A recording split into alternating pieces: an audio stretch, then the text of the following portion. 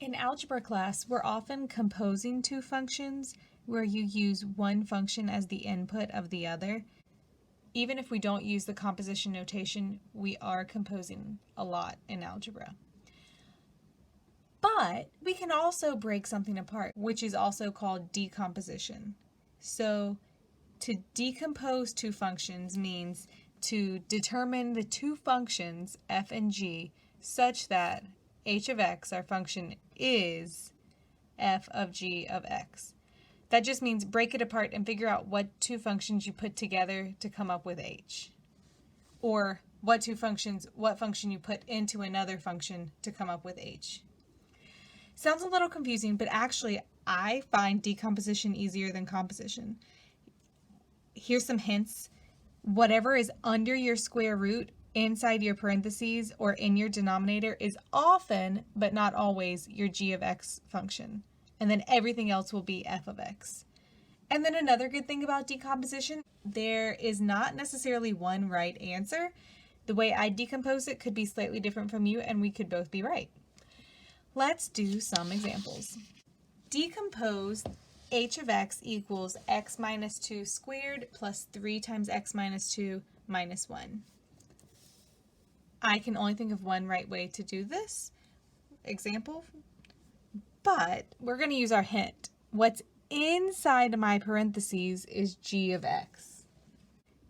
We have multiple parentheses, so it's a good thing they're the same thing. So g of x is x minus 2. Well, what's left over? If I just blotted all this out, what would be left over? Okay, well, I have something squared plus 3 times something minus 1. Well, you can't just leave it like that because that's weird. That doesn't make any sense. So instead of something squared, make sure you're writing x's. So x, this red blob squared, plus 3 times x, our red blob, minus 1. And now, hopefully you can kind of see how we put this red function in for my x's here to come up with the original equation. Let's do another example, one that's a little bit more fluid. H of x equals 5 times the square root of 9x plus 1, all minus 2. Okay, I can actually break this down a couple different ways. I can see this as what's under my square root is my g function. That means everything else is my f function.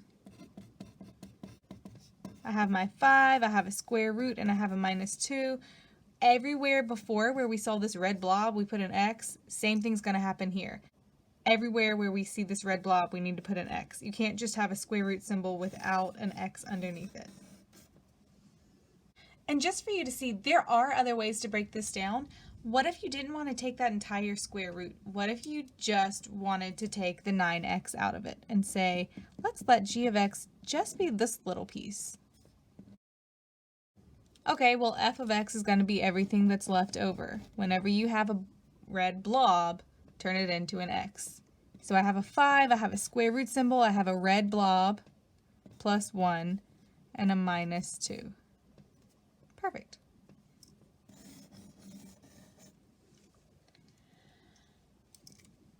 And I ran out of space to do this one, but I could also see g of x be the entire square root. So all of this would be your red blob.